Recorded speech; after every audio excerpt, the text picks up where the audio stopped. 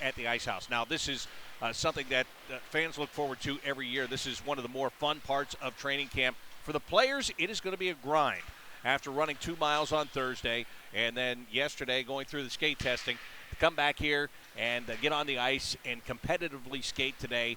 It's going to be fun for them, but it is also going to be a grind for them. As you see, Captain Nick Foligno of the Blue Jackets is out here. He will take part in this first scrimmage of the morning. So two teams will go head-to-head, and it's a good mix here of veterans, and then there will be some new names that are going to be mixed in here. Alexander Texier, he was a new name at the end of last year, coming in and making his NHL debut in the last week of the regular season, scoring his first NHL goal, scoring a Stanley Cup playoff goal against the Tampa Bay Lightning. He just came off a Traverse City rookie tournament where he was fantastic. He had 2 overtime game-winning goals to help the Blue Jackets to a third-place finish in that tournament, but his thoughts and his vision is to make a really good impression in this camp. As you see, he and Pierre-Luc Dubois having a couple of words and a few smiles here on this early Saturday morning. Boon Jenner, one of the stalwarts for the Blue Jackets, a guy that last year moved from the wing to the center position. Don't forget, Boon Jenner was a guy that played center in junior, and when Todd Richards was the coach here, he always said, I believe Boon Jenner is going to be a centerman in the NHL. Now, it came about a little bit by necessity last year, but once John Tortorella got him in the middle, and he was concerned if he would be able to play the same game from the middle that he did on the wing, Jenner proved that he does play the same game. Tortorella kept him in the middle of the ice, and going into this training camp, Boon Jenner is being counted on to be a centerman for this team. And there is Zach Werenski. Zach just signing a brand new 3-year contract only a few days ago, and he gets here before training camp starts. It's funny, all summer long there was a whole big long list of restricted free agents in the NHL. Zach was on that list. Mitch Marner of the Toronto Maple Leafs was the guy headlining that list. The thought was that everybody was waiting for Marner to get his contract and kind of set what it was going to be for everybody else. Werenski said, I'm tired of waiting. I have a good deal here, 3-year offer from the Blue Jackets. That's where I want to be. He took the deal, and it kind of broke the dam a little bit. Other guys started signing. In fact, Marner signed yesterday with the Maple Leafs on a 6-year contract. So it's good to see Zach and have him here at the start of training camp, and he's ready to go. And speaking of ready to go, Joonas Korpisalo leaning over the boards there and having some conversations, and he is going to be in the spotlight. There is no question about it, because the biggest point of concern with this team is who is going to be the goaltender, something the Blue Jackets didn't have to worry about for the last 6 or 7 years, but now with the free agency departure of Sergei Bobrovsky, Joonas Korpisalo, who has been the backup here the last 3 years, is going to get the opportunity to take this job, and he is going to have plenty of competition to take it. Don't be fooled. He's not going to be handed the job, but Korpisalo is going to be, to me, he's the front runner coming into camp, and here's the other guy that is going to get playing time and is going to push Korpisalo, and that is Elvis Lichens. And he has played fantastic in Switzerland the last couple of years. He's played great in the World Championships for Latvia. He is the up-and-comer. How much ice time can he get from Korpisalo? That's going to be the question. But these two guys are going to try to push each other, and they're going to try to push the Blue Jackets over the top in the goaltending department, and they need to do that. The Blue Jackets have to have these guys stand up and stand out in goal in order to really be able to continue the success that they've had here over the course of the last 3 years, making the NHL Stanley Cup playoffs. So we're just about ready to start this scrimmage this morning and get it underway. They've put 20 minutes on the clock. The players just fishing the pucks out of the net. Saw Sonny Milano there just a moment ago. Vladislav Gavrikov, Russian defenseman. He came in here at the end of last year. He did get into some games for the Blue Jackets, but he's another guy that comes in here. The thought is that he's going to be part of the 6 that is going to be on defense for the Blue Jackets, but there are no guarantees. There's lots of battles. Well, there is a guarantee. David Savard, right in the middle of the screen, number 58. He's a guarantee in that second pair defense pairing for the Blue Jackets. The big stalwart, he's going to be there, and he's going to do the job that he's done ever since he's been here. Josh Anderson, Zach Werenski, Riley Nash, Nick Foligno doing the talking there in that group as that team sets up its strategy here for this very first scrimmage. So there are the veterans getting ready to go to work. And Savard being paired with Zach Werenski here. No Seth Jones. So Werenski and Savard are going to play together. On the other side, Pierre-Luc Dubois is lined up with Cam Atkinson on the right side. Alexander Texier goes on the left. So that's an interesting line to get things started here. And we are started, as here we go. Through the neutral zone, Texier fires it in and around the boards. There's Lichens playing in that net.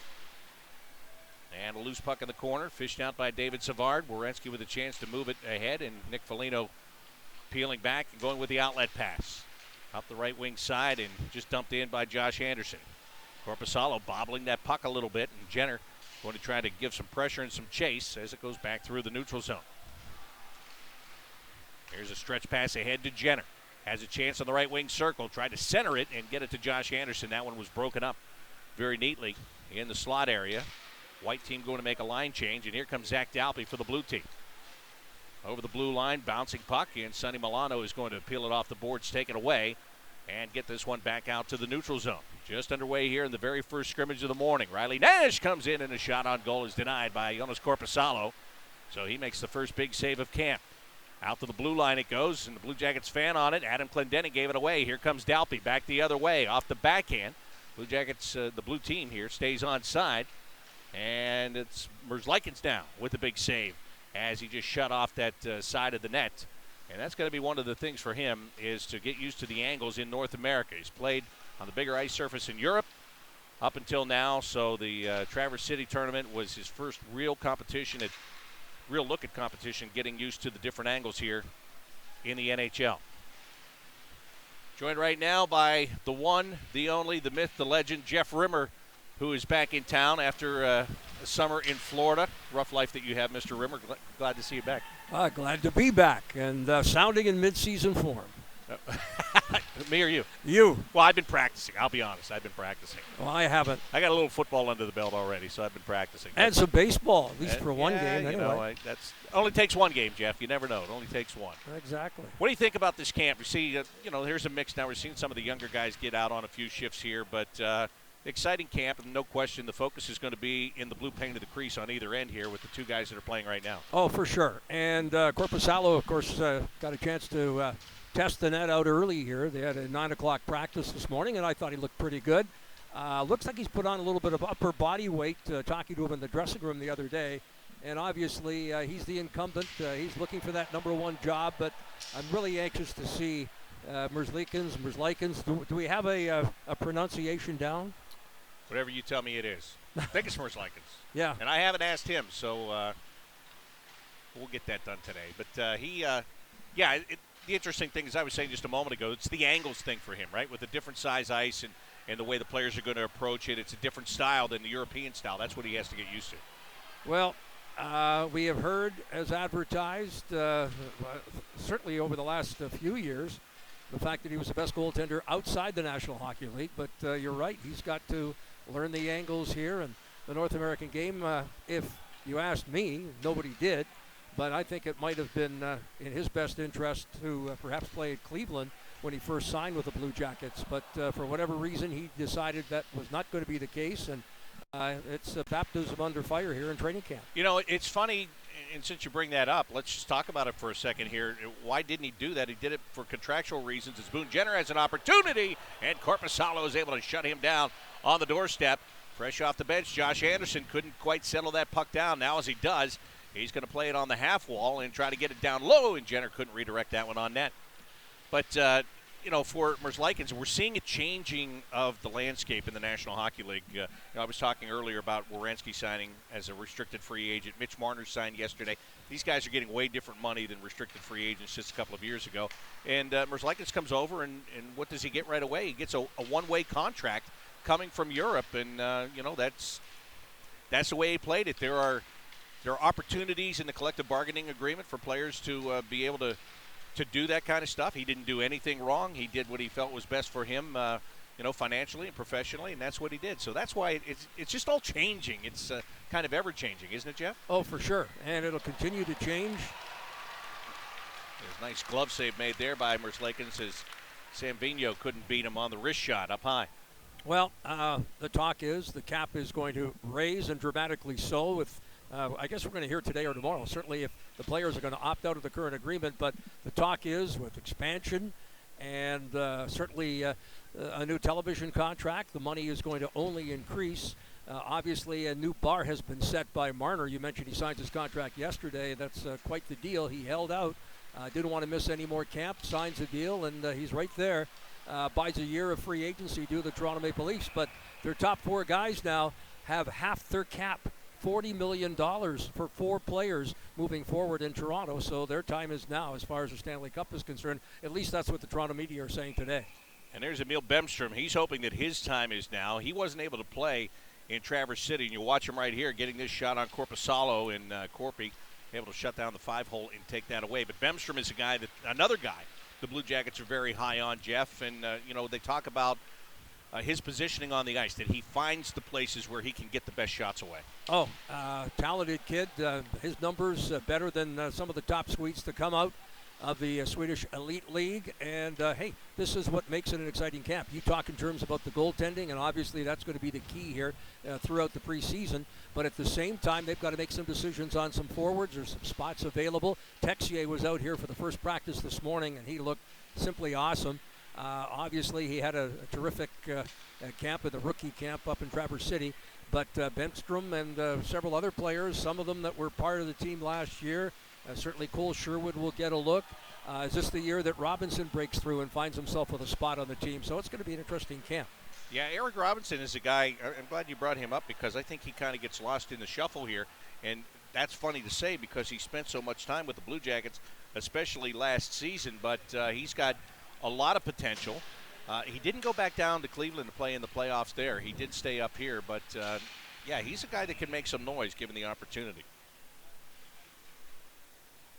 Tell you another interesting development will certainly be watching what happens on the blue line, because if you look, you have Ryan Murray back and healthy, and let's hope that's the case all season long, signing a new 2-year extension. It's a situation where Werenski, glad to see that he signed his contract just a couple of days before camp. Seth Jones, and then you've got Savard, and what an outstanding playoff he had both in the Tampa and the Boston series. And boy, we forgot that in addition to playing strong defensively, Savard can certainly add something offensively as he did in the playoffs. Yeah, there's no doubt about that. He picks his spots, but when he picks it, he's very good at it.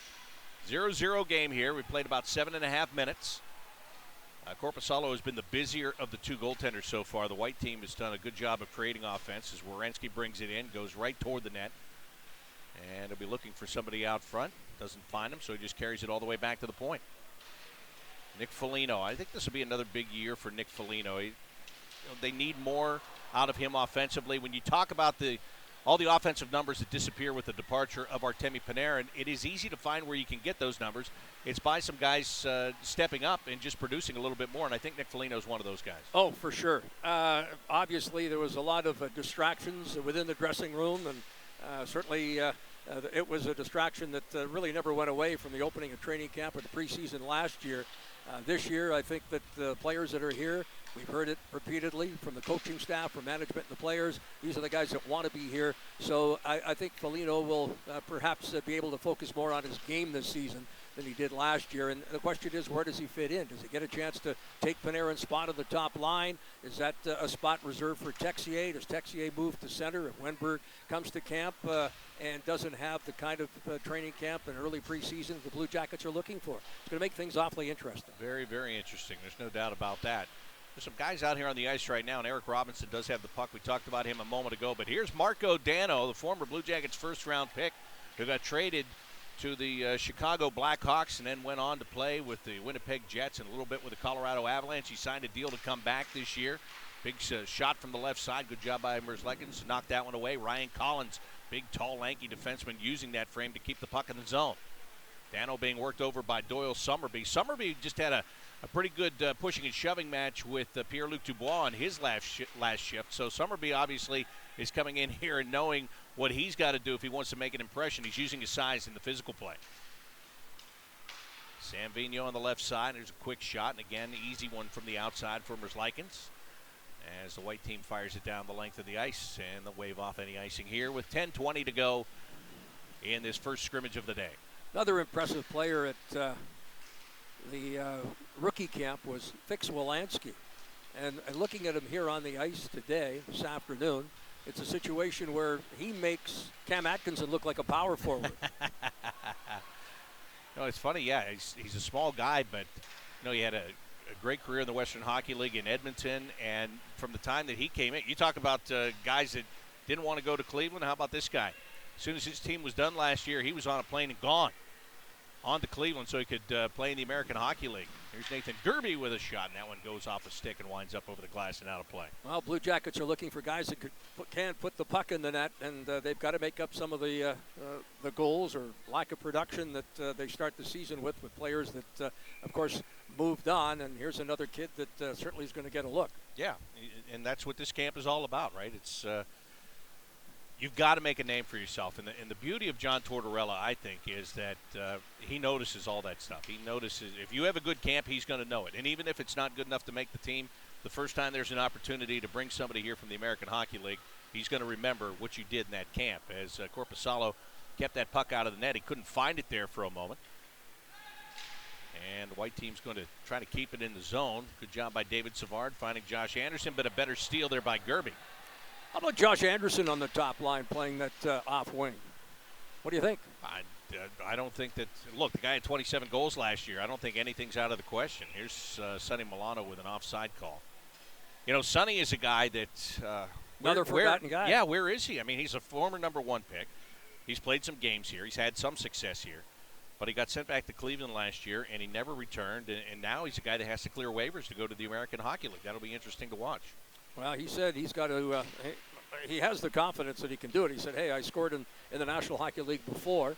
He knows that he's going to have to make a strong impression here during the preseason and obviously training camp before the preseason begins Tuesday night here against Buffalo. It's an opportunity there for him. Does he grab it and run with it? I think the thing with Sonny is the knock on him has not been the offense by any means. We know he's got great offense. It's the other part of the game. Exactly. And the interesting thing to me is now the Blue Jackets are going to have to play a better defensive team game. As Clendenin can't get his shot through, but the second one does get there. Good job by Korpisalo. But they're going to have to play more of a tighter defensive game. I think, John Tortorella has already said safe as death is gone. They're going to be more responsible. I think it's going to look more like the New York Islanders last year under Barry Trotz, the way they played throughout the course of the year. That's what got them to the second round of the playoffs. So if you're a guy that struggles defensively, you better find a way to change that in this camp if you want to be a part of this. I'll tell you what, it's going to be a lot like what we saw in that Tampa series because they were able to shut down their big guns, and I think you're going to see the team kind of pick up where they left off last year on that side of the ice. Kevin Stenlund, here's another guy that got a little bit of time here last year. And looked good. He did look good. And again, and this is why when the Blue Jackets come out and they talk about that they're not as bad off as everybody, the media in the league is trying to make it look. This is why they feel that way. As we take another look at Cam Atkinson just missing, getting this one inside the post. It gets to the outside, hits the outside of the net. But this is why they don't seem as concerned as so many other people, because look at all the guys that we just talked about that we've forgotten about over the course of the last 6 months. See Boon Jenner out here. Very little has been said about Jenner, but boy, he comes and he goes through his business, and boy, what a leader he is, and how well did he play in the playoffs last year. The beauty of Boon Jenner is very little is said about him, and that's because he says very little. He just does his job, right? Right. And that's the way he's been since he walked in here on day one. He has simply done his job. Here's an opportunity for Summerby, but a good little poke check there. Keeps a shot attempt from coming. Jenner, nice feed back to the blue line. Doyle Summerby. Going to continue to carry, puts it in front, and Stenlund couldn't redirect it where he wanted to. You see Peak on the blue line. Here's a kid that was around the team last year for the playoffs. They've got some high praise for him. Obviously likely to start with the numbers up to the NHL level, but here's a guy that could certainly get a call up with injuries over the course of the year. Yeah, no question. Captain at Notre Dame last year before finishing the season and then joining the Blue Jackets, as you just said. Carrying the puck right here. And he'll get it to the red line and dump it in. Right-handed shooting. Got some size, plays a little physical game. Jackets are loaded on the blue line, aren't they? They are. And Again, how is that going to be used? Is it going to be used as call-ups? Could it be used in part to make some trades? You know, the funny thing about trades is, Jeff, we talk about it during the summer. We talk about it before the trade deadline. As Werenski's got a chance here, and he's shut down by Korpisalo. We talk about it then, but it wouldn't surprise me if, you know, even this area at the end of camp before the start of the season, maybe even earlier in the season. You know, there are some guys in the league. You know Jim Rutherford, the GM at Pittsburgh, very well. He's one of those guys that if it's not going well after the first 6 to 8 weeks of the season, he makes a move. And I think the Blue Jackets are in a much better position to do that kind of thing now with the depth that they have. And once they kind of look it over and say, do we have what we really think we have, or do we have to adjust? Exactly. I mean, they've got the assets now. This team has never been in a better position as far as prospects as we look here. And I think it's a case of, you're right, if they think that they could add a little scoring and there's a team that's looking for a little help on the blue line, the Jackets certainly have the depth to do something. Bemstrom taking a little hit there, and the blue team will take it away. Calvin Turkoff, another player that in the last couple of years was highly thought of by the Blue Jackets and hasn't quite lived up to his potential yet. But, you know, when you have guys like that, it doesn't mean that all of a sudden they can't flip the switch and be there. Here's an opportunity and a shot right into Lichens, who makes that save, and he holds on with under 4 minutes to go here in his first scrimmage of the day at Blue Jackets training camp. Clendenning getting that opportunity last year, and boy, did he step in and due to injuries, and he's a guy that certainly has an opportunity to be that 7th or 8th defenseman if they decide to go with 8 defensemen. Ryan Collins redirected pass there, and Erik Robinson got it right on net. Lichens turning it away. Texier being worked on by Clendenning right now. Lichens got some size, and he's quite an athletic goaltender, as we've seen. And a lot of flair to him from everything we've on and off heard and read. Yes, absolutely. Which is, it's great, and John Tortorella loves personality. But as a goalie, you better be able to play. Here comes Atkinson in on the right wing side. You're saying he's got to back it up. Yeah, well, yeah. I mean, and you well know, and, you know, as a goaltender, you can only be flashy if you're a good goaltender. I mean, if you're run-of-the-mill kind of a guy, it's too important a position to you're kind of in the background. Because, and I know this, when the puck goes in, it's always the goaltender's fault. Doesn't matter what happened in front. Here comes a 2-on-1 with Stenlin leading the way, and Kevin Stenlin couldn't get that backhander. He had Fix Werenski on the other side.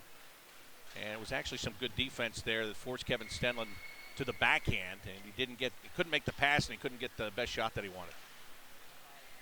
Pierre-Luc Dubois. Bouncing puck, good job to settle it down. There goes Summerby once again into the corner. Again, these two were pushing and shoving with each other on an earlier shift. What kind of year can Pierre-Luc have? Fantastic. I mean, he had a great year last year, and I don't even know if I thought he was maybe even better in his first year than last year. There were times where he had dips, but you know what? That's going to happen. I think he's going to be terrific. Here he comes, Dubois. Quick shot. That one missed the net. I think the playoffs really matured him last year, going against Boston head-to-head against Bergeron, playing as well as he did. Turnover, and Vigneault couldn't bury it. Sorry about that. Oh, sorry. Playing as well as he did in the series against Boston, and not to mention just how well he played in that 4-game series sweep over Tampa.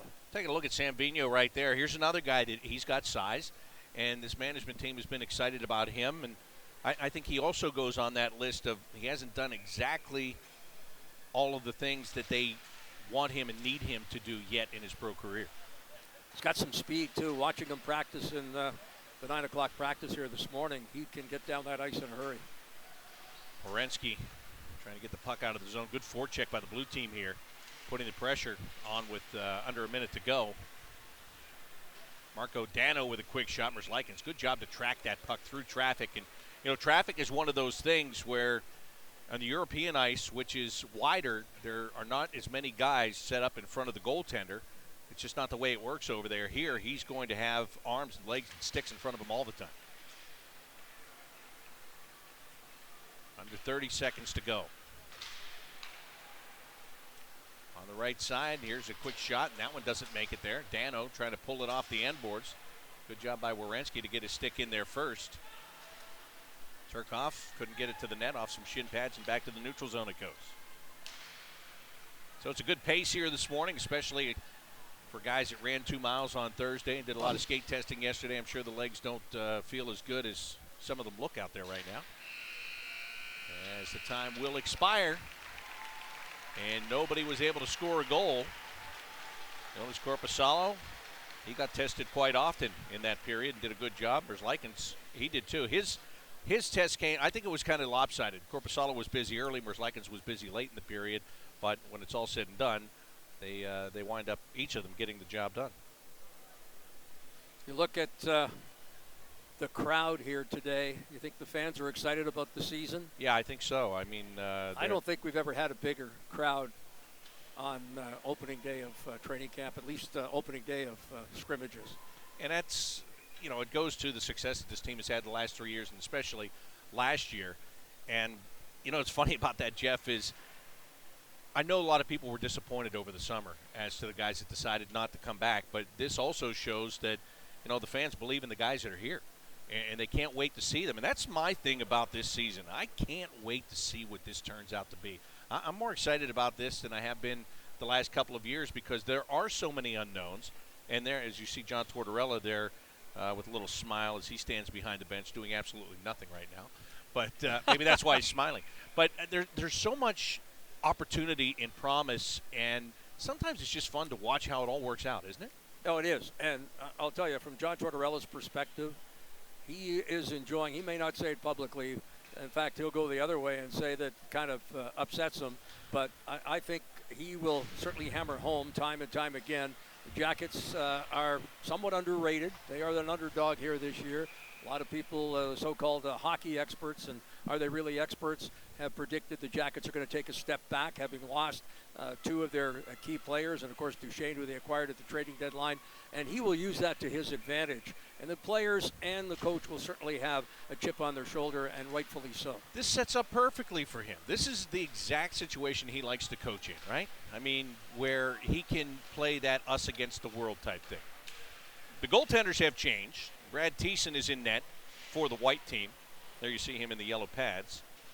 And on the other side, Hayden Stewart, who played primarily in the ECHL last year. He's in the other net as Teason makes this catch. Brad Teason is a guy, he's been around, well, he's been around forever. He's been around for a long time and has, in Cleveland, he's been a guy that they have needed. They've needed him because of injury. He's kind of a player coach there, so he's a great guy to have around. Oh, for sure. Enjoyed the visit. Oh, you out of here? The big guy's coming on. All right, we got the pros coming now. Just kidding, Jeff. Thank you. Appreciate it. The amateurs are leaving. All right, Jeff Rimmer joining me here this morning, and now he will make way, and his partner, Jody Shelley, will step in. What'd you think of the first period of the first scrimmage of training camp here, Jody? I thought it was great. I mean, exciting that hockey is back. I can't believe the crowd, the atmosphere that's here. They're just dying for a goal. Very defensive.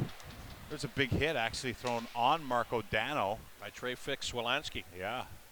He's got some bite to his game. He tore up the Western Hockey League last year with points, but not a big guy, but he's got some impact in his game. But I like the way this has started. I mean, the players have been waiting to get to this point of camp. You know, this blue team that we're watching right now practiced early, and you just want to play hockey. You know, you don't want to the nerves of being in the locker room, waiting, wondering, watching.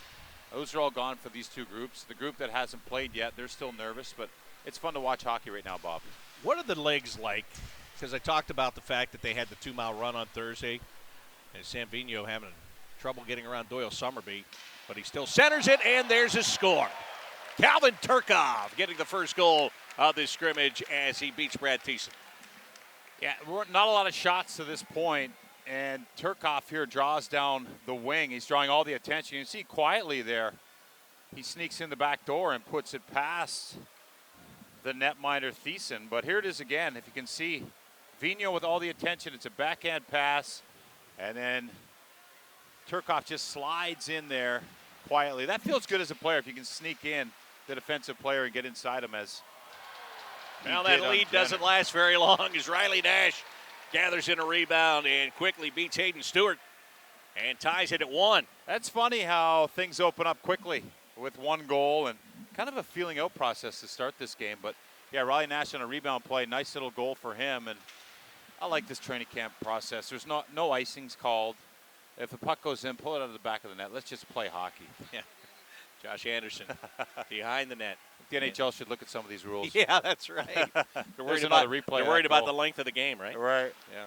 Riley Nash, there you see him tucking you see one Sonny in. Milano involved there. And quite frankly, for Riley Nash, that's something that he wants to do a lot more this year is put the puck in the back of the net because came here last year as a free agent and really struggled in scoring goals for the Blue Jackets, although he was a real big, important part of the playoffs, and when he got injured and left the Boston series, the Blue Jackets were a different team. Yeah, I agree. I mean, he's a player, I think the more defined role he has, the better he is, and I think it took him a long time to get in and figure out what he was going to be with the Blue Jackets. And he settled in nicely, and when you give him a role in the playoffs, I think guys like that excel. So look for him now to take a step with this organization, which he's very familiar with, obviously. You know, and it's funny, too, you talk about those roles. Remember when he came here last year, the talk was he can do this, he can do that, and, that one just missing the net. But he could play fourth line. He could play as high as second line. When he was with the Bruins, he played on the top line when there was an injury and blah, blah, blah, all this.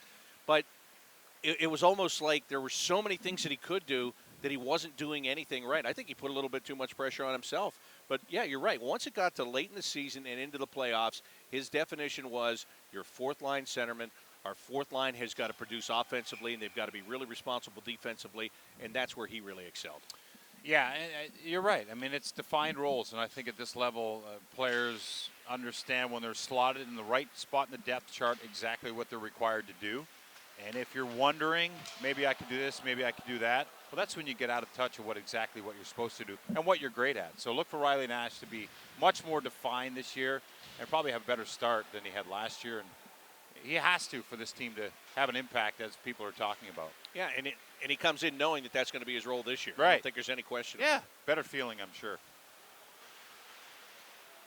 Stewart plays the puck away from the front of the net. White team's able to keep it in. Clendenning at the right point. Just throws it toward the net, and one of those blue players going down there, taking a stinger off the leg. Yeah, that's the first block shot we've seen of the season, and ouch! I think that was Ryan Collins. And it may or may not have been intentional. I think it was, but regrettable. We'll call it regrettable. There you go. Oh, it was Simpson, is it? Yes. Yeah, I think you're right. Good block by Simpson. Here comes Pierre-Luc Dubois, Blue Jackets top centerman. Speaking of defined roles, I don't think there's any question about that. And a great finish by Cam Atkinson after the feed off the inboards by Pierre-Luc Dubois. And he just completely baited the D there. It was Carlson and Clendenning. And Pierre-Luc just looked like an absolute beast going down the wall. He's got the strength. Look how calm he is behind the net. And as he turns up, he waits for Cam to pop out. Cam knows it's coming. And no chance for Teason there on that below goal line pass out front. All Pierre-Luc Dubois. And I'll tell you something, those two are going to play together. That we do know as well. Yeah. Who's going to be the other winger? That's up in the air right now, but Dubois and Atkinson, they're going to be line mates. That's going to be one lucky player, and it could be a guy as young as 19, 20 years old, and there's a couple players that obviously we've heard a lot about since last year, rumblings about Bemstrom and Texier. Those two guys will probably be two that want to get there, but hey, there's veteran players that would also love to elevate themselves to that line. Anderson and Foligno come to mind to me. Well, even a guy like Oliver Bjorkstrand. Here's a guy that was at a 40-goal pace by the end of the year last year. Yeah. Has always been a notorious slow starter here with the Blue Jackets. They'll expect a much quicker start. He expects a quicker start out of himself this year. He's probably eyeing that spot, wondering, if you can get there, the start will be naturally a lot quicker. Yeah, that's right. Very good point. Yeah, I think you'd score a little bit more off that line than you would starting on the third line on this team. Nathan Gerby slides it on the right wing side, and a quick shot that Teason's able to look right into the glove and hold on to. Good save there by Teason. And it's, the goaltender change. I didn't see, I think Corpusalo might have had 3 shots on him. He had a couple broken early, plays. Yeah, early in the game he got a couple and Nothing made some clean. saves. And McElligott got his work late in the He period got there. 3 shots, I think, maybe 4. One was a glove save. One was a kind of a stick save that he poked out with his blocker, and the other one was the good old crest save right in the middle of his chest. So yeah, not a lot of action for those guys, but just a taste, just enough. 25 minutes of running time for 2 periods, I believe, here today. So maybe you could make the argument that in these games, you go with the backup goaltender first, and then come back with the because they're warmed up more now, right? Well, yeah. You could make that argument if you wanted to do The it. problem with that is you're putting your starter on the bench for 25 minutes, and I'm sure you'll see that. You know, they're trying to ease these guys into game situations, which is smart. But yeah, I agree with that, because then you break the egg open maybe a little bit on the scoring, and then guys loosen up. Gabriel with a quick shot, misses the net. You know there's a feeling out process every time camp starts. It used to be a feeling out with about 10 or 15 fights, and then they'd finally say, okay, let's play hockey. But no such thing here today. How do you know that? I heard about it. Yeah. I had front row. Werenski, the Savard with a one-timer. The save is made. The rebound just pushed wide by Foligno. Great save down there. A lot of work, and you can see. And the blue team, as I mentioned, I mean, not an easy morning or past couple of days for these guys, but they're not going to let their level of compete dip, as they will play another game right after this. Werenski. Which is a grueling start to camp. Yeah.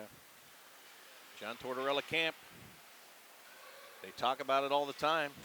Here's a shot by Clendenning, deflected wide. And the thing about camp, it doesn't stop when the testing stops.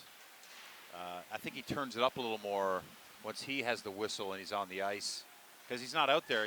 He's at the track, and he watched yesterday's fitness skating, but today is practice and watch and push, and he's going to make this as tough on his guys as he possibly can.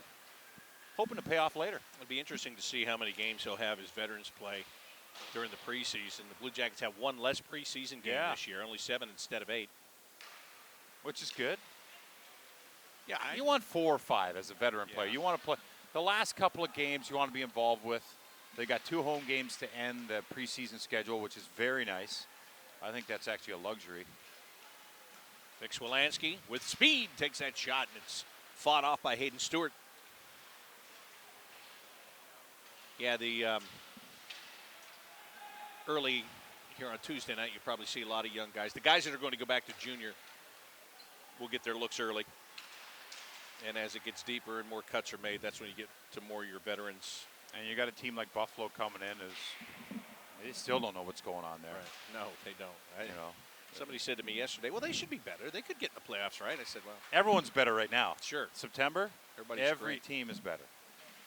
Andrew Peak couldn't find his man.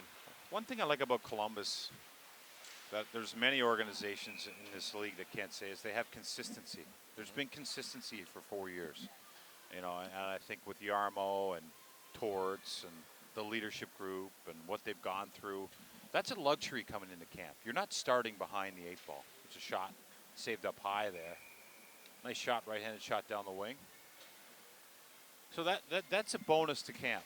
That's where you can, you know, really just try to get the guys together. Most of the guys have been here for a long period of time, and that's a sign of a great organization. Texier throws it ahead, allows Atkinson to go chasing. Gabriel missed the net. Kevin Stenlin couldn't push it out of the zone. Peak on the right side. Sonny Milano, and that one's turned away. Shot wide all the way out of the zone. Not great for your line mates, as they say, hit the net or make the pass, but Sonny there was going for the far post. Kind of a tricky release. He's got some great skill to his game. We know that. Here he has the puck again. Yeah, that was a good job to get open just to take that shot that went high over the crossbar. Josh Anderson now tried to settle that thing down. That puck just kept bouncing all over the place. Seems to be bouncing a little bit out there. Nick Foligno with a big hit there. Yeah, he's been hitting everyone. What's going on with Nick? I don't think anything's wrong with him. I mean, I think he just wants to get a little bit out of his system here. Yeah. He's just running everybody in sight. Maybe setting the tone for this game. I think he's trying to. I'd like to see that out of Nick. Back comes the blue team. Sam Vigno. The right side. Here's a shot. Teason with a save. Trying to find that rebound, and he does. Marco Dano taking that shot and couldn't get to the rebound before the quick glove hand of Brad Teason. Former draft pick of the Columbus Blue Jackets, back for his second stint. He's been to Chicago. He's been to Winnipeg. Where else have we seen him? He's been in the minors Colorado. a little bit. Yeah, he's been in the minors. Colorado, and here he is. Shot down the wing, left-handed shot down the right side. Tried to pick that far post, but Teason gets that right pad on it. Nathan Gerby. Out to Simpson with a quick shot, missing the net. You know, and as we're watching this, and I was thinking about this earlier, you see some of these guys that are veteran guys. You got to develop your minor league system too, and the Blue Jackets have some really good leadership players to be able to do that. You've got Zach Dalpe. They signed him to a multi-year contract. He's going to be that mainstay guy that's, you know, he can be called up, but when he is down there, he's going to set the tone. He's going to run it professionally so that young guys know this is the way it's going to be when you get to the National Hockey League. I think Nathan Gerby is another one of those guys who's played in the NHL but has played down there, and he can help out in that kind of a role. Yeah, it's critical. I mean, that's really an important part of development and understanding what it means to be a Blue Jacket. These guys have been in the organization for a couple of years now. They're going to be here longer. They help the coaching staff so much, but also they understand their role. They've embraced their role. They know that they want to be the best they can be, but also help the young guys develop with the coaching staff. And I'm sure they get satisfaction in seeing some of these young guys emerge from the American Hockey League. So it's a great way to do it. It's a critical moment in a lot of these guys' careers, and they're obviously such great people. Zach Dalpe is such a good person. You can tell just being around him, much like Mark Letestu. He's a guy that was been here in the past. He's moved on this year. But he's a guy that, you know, that's his value, is being that guy there's no nonsense with. So Erik Robinson with a quick shot. Teason able to collapse on that one and keep it out of the net. And a guy that was really good for that, if you go back a couple of years when Cleveland won the Calder Cup in the American Hockey League, Ryan Craig. Yeah, and exactly. Remember what happened to him once he retired from playing. He went right to the bench for the Vegas Golden Knights as an assistant coach, to the surprise of no one in this organization. Yeah, identify good people and stick with them. Why does Teason have yellow pads on? I thought he was in Cleveland last year. Yeah. Was he in the coast for a bit? No, but the Monsters have that Cavaliers colors, the wine and gold. Oh, just for a couple games or what? I think that's their main colors, and then they have the Blue Jackets type uniform that's, I think that's a third, to be honest with you. The Blue Jackets is the third. Yes. Because they really stand out here at training camp. What, the gold pads with the red, white, and blue? I'm thinking Pittsburgh. I mean, that's honestly what I'm thinking. But you're Get right. that out Cavaliers. of your head. That's what. Cavaliers all the way. I get it.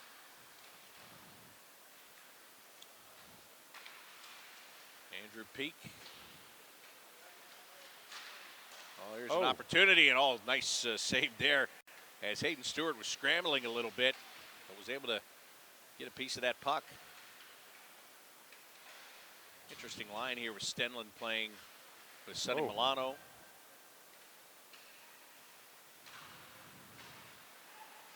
Blue team just trying to get it out of the zone. They finally do. Robinson, he's got a chance. Slows it down and then tried to make the pass instead of take the shot. Just waited a little too long on that. He was surprised that he had all the space he had and used his asset, that speed, to create the space, but then it closed quickly the closer he got to the netminder. Job to work this one into the zone. And a one-time shot by Atkinson. Teason saw that one coming, was able to slide over in time. That was a good play there by Texier. Smart kid. Get it to Cam. Here's Texier right in front, and he gets shut down. Dano denied. Well, how about this line? These guys just, each one of them with a great opportunity. All three forwards. Finally, it's cleared out of the zone. Marco Dano battling Josh Anderson. Down to 7:20 to go here in this period. Two-period scrimmage.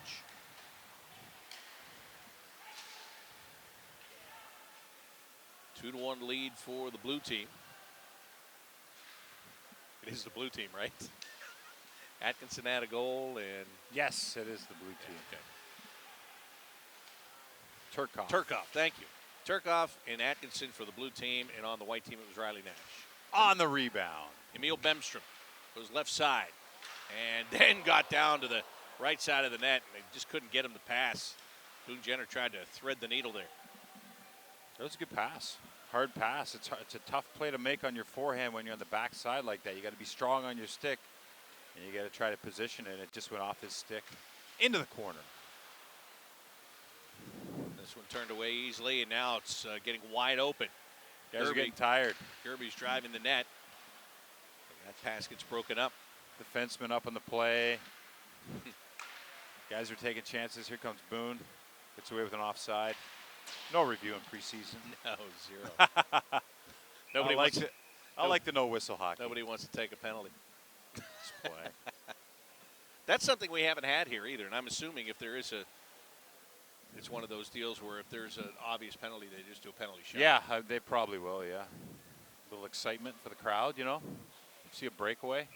Look at Hayden Stewart. Last year played in Orlando and Fort Wayne in the ECHL.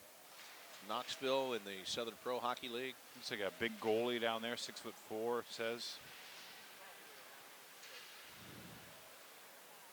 Battle off the boards, and Dubois turns it over. Riley Nash to fix Werenski. Off the crossbar?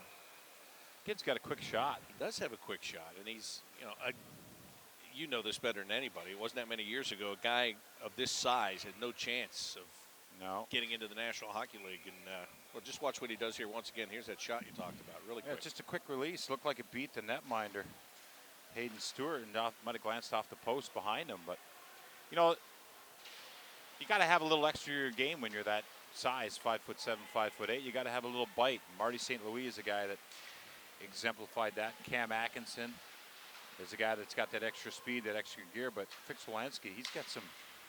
He'll go toe-to-toe and nose-to-nose with anyone, which is it's a fun attribute to have, right? Fun to watch. Players like watching that and being around that type of competitiveness. Yeah, no question. Just go back only a couple of years when Matt Calvert was here. He wasn't the biggest guy that was on the ice, but he might have had the biggest heart out there, and he was a guy that was going to give you every bit of what he had. When he came back with a bandage on his head, scored a shorthanded goal, and blew the roof off Nationwide Arena. That's like. Then he got the Kepi. It was like a storybook. It is, yeah. It's like a movie, right? It's like a great author. Every time I see that highlight, I think the same thing. I thought if you could play this for. He was in the war. An average person, and you would. But even if you played the game for the average person, they'd say, "What movie is that from?" Exactly. Right? Exactly. But the way the bandage was positioned, everything about it was just. Oh, Sonny with a goal. Nice pass there by Stenlin from below the goal line. Sonny Milano. Sonny's quick. He's great in tight spaces. He's got those quick hands. He can position himself, and the defenseman thinks he's got him down low. That's the play to Stenlin. But as he vacates the front of the net to go get Stenlin, Sonny Milano says, "I'm open. Please hit me," and he does. And Stenlin to Milano. Milano with a quick touch play behind the netminder. Here he comes again. Oh. Yeah, well, he said, "Please hit me." He got it right there. Lilia, and then he went back over to see if there was any extra out of Sonny. Lilia, a guy that left Europe to come here because he wants to play in the National Hockey League. Could have stayed there and continued to play well. Erik Robinson with his speed, and Brad Teason extending the right pad keeps it out. And Angle tripped him there right at the end. One way to deal with speed is just haul him down, I guess. And there is Robinson's got set speed, and as Angle sees this, he just gives him a shot in the back. Well, I guess he didn't really trip him. Looked like Robinson was bracing for something up high, and when he got pushed in the pants, he just lost his balance.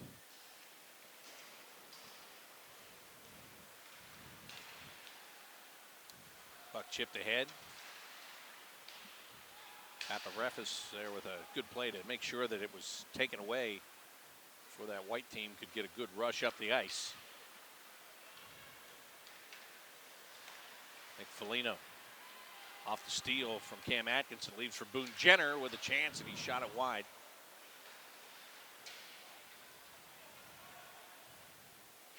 And John Tortorella has said that his plan is to give Foligno the opportunity to start with Dubois and Atkinson. Now, that's a summer plan, and then training camp could be a different plan. And then once the season starts, 30 seconds into the first shift could be another plan, right? Are you asking me that? Kind Of course. Asking the obvious. I mean, here we go. Nice play. Texier with the outlet pass, Atkinson and Werenski. Great defensive plays. He steps in and knocks him down. You know, and kind of funny too, you know, with Werenski, Jody, if you go back to last year, one of the things that Tortorella was harping on is Anderson has a chance, and rebound goes right by Jenner. They were harping on Zach being better defensively last year. He spent the first half of the year, in fact, he looked out of sorts a little bit, trying to concentrate more on that, but by the end of the year, he was way better. Paul Bittner can't bury that one. Yeah, you know, and it's tough for the young defenseman to be told that he's a rover, and then to be told, you know, safe as death, go, go, go, go, go, go, and then the mental adjustment to say, hey, your defensive zone needs to be better.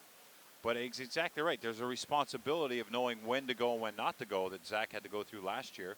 I think by the end of the year when he just said, you know what, I'm not going to think, I'm just going to play hockey, he was much better served. But this year, he's going to have to play better defense. You don't have the luxury, where we stand now, of having a two-time Vezina Trophy winner behind you. So as a defenseman, you've got to, you know, play that responsible game. But when the light is on and it's green, you've got to go, especially Zach. That's when he's very dangerous in being able to jump up in the play. Do you think, though, that even, as you said, when he got to the end and it was, I'm just going to play, the fact that even if it's subconsciously, all that he learned about the better defensive positioning just kind of clicked in for him? Yeah, I think he had to go through it. Yeah. I mean, I honestly think that, you know, there's a part of development that's getting out inside of your comfort zone, and it was so easy for Zach the first year. And then the injury in the second year. And then last year was a transition where he had to, you know, play through a little bit of injury and pain, figure out the coach and what he wanted and meet those demands in a different way. And I think he'll be better served in the long run for it. And that's one of the things about John Tortorella. We always talk about the appreciation that you have as a player when you're done with him. But I think Zach, in this quick 3 years he's had with Torts, I think they've learned a lot, and he's going to be better for it. Well, this finishes at 2-2. They're opening the doors for the Zamboni, so they're going to have a shootout. Oh, they are going to have a shootout? Yeah. And then they'll resurface, right? We'll take a break while they resurface and then come back with the next game. So they will have a shootout. Referees are doing a great job, by the way. Just staying And out of the way. by the way, the reason that we don't know is because there are no rules. You know the rules. There are no rules. That's right. John Tortorella on the bench, we can see him there. He's, I'm sure he's talked about the pace a little bit. He's the one that probably made the call on this shootout. Cam Atkinson. Oh, slap shot. Classic play. Slap shot at the top of the circles. It's almost like a bunt here. Bar down. Blues up 1-0. The White will counter with Sonny Milano. Both Atkinson and Milano had a goal during regulation. And Sonny loses control of that one. Man, that's it. The blue team wins. Oh, that's it? I was going to say, will this be best of 3 or best of 5? No, it'll be best of 1, apparently. And the blue team gets the win. As I said, there's no rules, just right. That's right. Exactly right. So the blue team gets the victory. Cam Atkinson with a regulation goal and then a shootout goal and a whole bunch of, it doesn't matter anyway, but it was fun to get the legs going here this morning. And you see those players, lots of smiles all around. There's Cam. He's waving at his little son and his wife who are here to watch. Declan's going down there to see his dad, yeah. as a matter of fact. And Nick Foligno, Blue Jackets captain. A few words for Pierre-Luc Dubois. Have another good scrimmage. Yep. And another scrimmage will be coming up here in just a bit. They'll do a little ice resurfacing here. We didn't do this when we had training camp. There was no funny talk after. No? No, it was stitches and, I mean, it was a full-on hate. But it's a different age. These guys love each other. Yeah. Yeah. Savard probably telling Corpusalo how he could have beaten him 3 times in that game, but didn't. And again, the two goalies, Lichens and Corpusalo, neither one gave up a goal. Neither one was tested heavily in the first period of the scrimmage game. All the scoring was done in the second period. So these players leaving the ice, the Zamboni coming on. See, everybody's got somebody here. Everybody's waving to somebody. And that's what it is about training camp. And there are lots of people here. It is packed at the Ohio Health Ice House for the first day of On Ice in Blue Jackets training camp.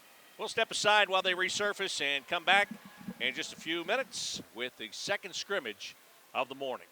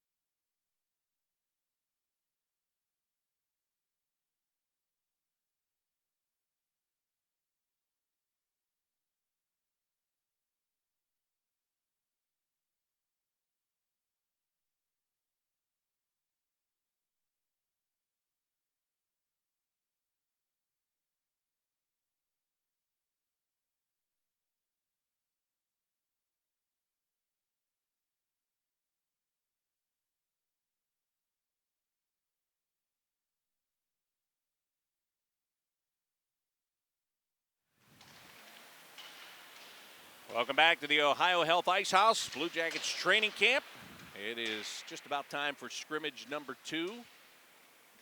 Take a look at Brad Teason. He just played in the first game as we have groups 2 and 3 going head-to-head in this one. Group 1, which was the blue team, won the first scrimmage on the strength of Cam Atkinson's shootout goal. They now go off for a workout, and groups 2 and 3 are going to play. I'm Bob McElligott, and I'm joined by the newest member of our broadcast team. He's been here before. He's been a member off and on. He's been like a part-timer. We give him an audition. We don't call him back. We give him an audition. We don't call him back. This time we called him back, and he's here to stay. Jean-Luc Grand-Pierre, the former Blue Jackets defenseman, is joining me right now. Good to be with you, buddy. Great to be with you as well, Bob. What was it, 3-4 years in the making? Yeah, that's right. Finally got the call. Hey, you know, it's just like playing, right? Sometimes it takes a little bit more time than you'd like. That's right. Prove your worth, earn your stripes, and then finally you get there. And pleasure to be here with you today.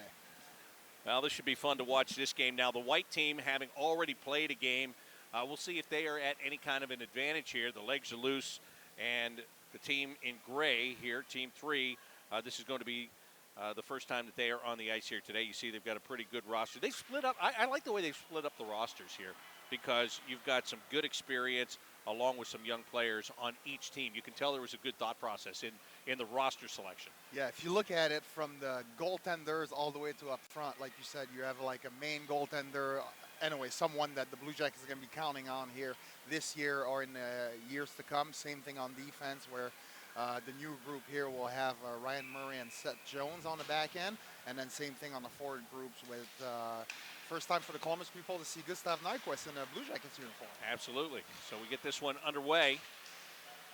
And Seth Jones trying to make a defensive play right off the bat here. With a little help from Ryan Murray. And Alexander Wenberg will play it up the left side. Back to the middle. Jones is up on the play. Dish it on the left, and a quick shot. And the save is made. Elvis Lichens makes his first save of this game. Now, he played the first period in game 1, and the most activity he had was late in the period. This is a pretty good shot here. Yes, Bob, and again, rebound control are really important, especially here in North America compared to what he had over in Europe. So I think he's been working quite a bit with Manny Legacy on his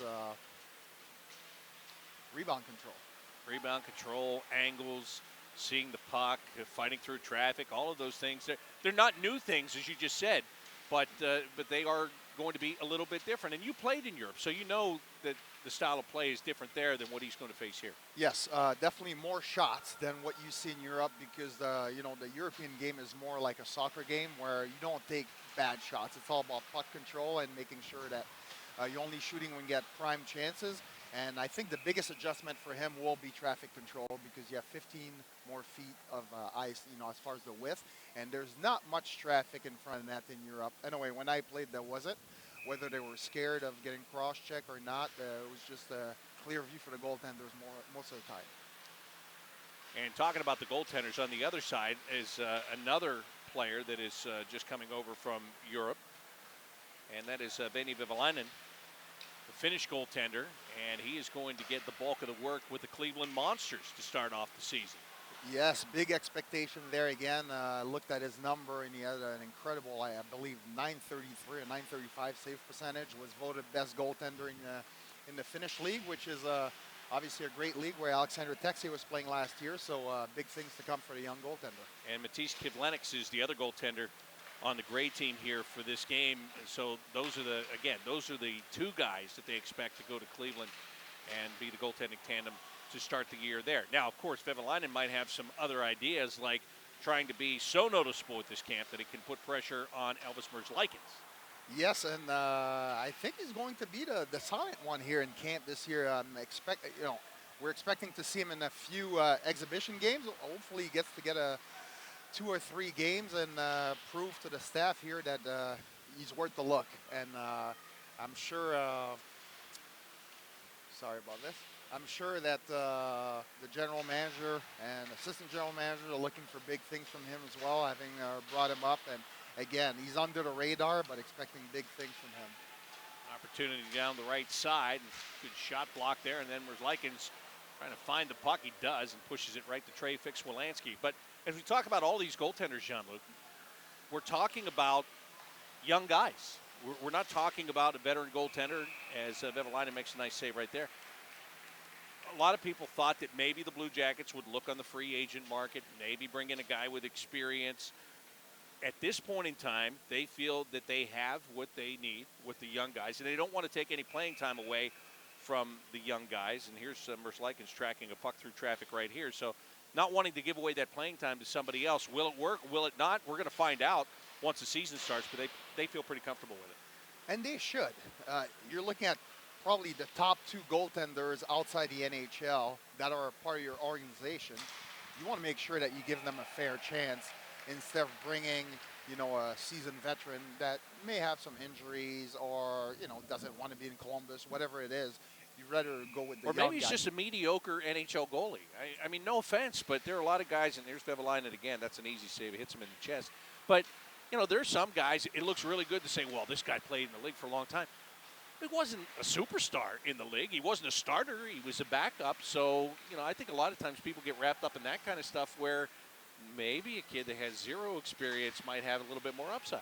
Yes, and Craig Bennington showed it last year in St. Louis, right? Here's a guy that was struggling to even compete at the AHL level and brings the St. Louis Blues to a championship last year, winning a Stanley Cup as a rookie, which is unheard of, obviously, since Patrick Roy, I believe. So you never know what can happen. Now, am I promising a Stanley Cup for the Blue Jackets with these goaltenders this year? I think you are. Yeah. Am I? So that would be awesome. But I believe that Jarmo made the right choice by giving some chances to these guys and not bringing a veteran. And again, you got $10 million of cap space. If the need comes to it when comes January, February, you go and get a goaltender. And if that were to happen with the Stanley Cup, we will have this recorded, and we can always go back to you making that prediction on the first skating day of training camp, which would really be a feather in your cap, I would say. That would put me at the legendary level of the Mark Messier or whoever else has made some bold prediction before the season starts. It would, and it would also have us saying, why did it take us 3 years to audition this guy and get him in here? Because he was obviously the smartest guy in the group. We'd be riding on our Ford Cup. 0-0 game. Vivillon getting some good quality shots put on him. Josh Anderson might try one here. No, he lost control of the puck as he cut to the middle. And again, this is no surprise. He should get a lot of shots early because the white team has already played one game. So they're warmed up. They're ready to go. And that's why they're spending the majority of the time inside of that end. There's something to be said about slow starts early in the day, especially in only the third day of camp and the first on-ice day, really, of camp. Yeah, and the blue team, that played that first game. Obviously, this crowd today. Oh, a steal as Fix-Welenski walks in and scores. Trey Fix-Welenski. Jody and I talked about how he's looking to make an impression. He had a great career in the Western Hockey League, and not only does he make a steal, he steals it from Seth Jones, one of the best in the National Hockey League, and then he scores. Yes, little guy by stature, but what a great move. Has good speed, and again, not afraid to get involved physically. We saw him throw a couple of hits in that first session, and I had to look down twice to make sure that was him. So it's nice to see him come up with speed, and again, stealing the puck from Seth Jones. Yeah. You don't catch Seth Jones like that very often. And Fix-Welenski certainly did. Took full advantage of it.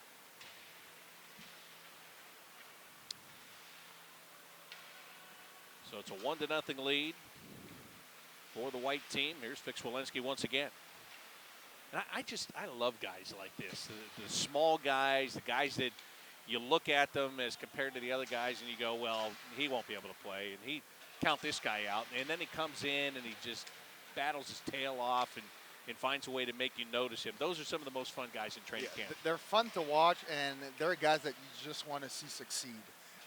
Just kind of like a little Marty St. Louis, who ended up having a Hall of Fame career with Tampa Bay Lightning. But I still remember Marty in high school being, him and I went to the same high school. And I remember watching him play growing up, and he was a couple of years ahead of me, and watching him was like, you just wanted him to succeed. And when I made to the American League, it was grinding in Newfoundland. I think it was in St. John's with the Calgary team. And I remember the old Doug McLean talking to me about him in the hallway one day and said, "Hey, what do you think of this guy?" I was like, "He's incredible." I'm like, "We should sign him." And I think Doug went against my tip, so I could have been. See, you were the smartest guy in the room. I could have been the assistant GM and stuff playing. Probably would have been more successful, right?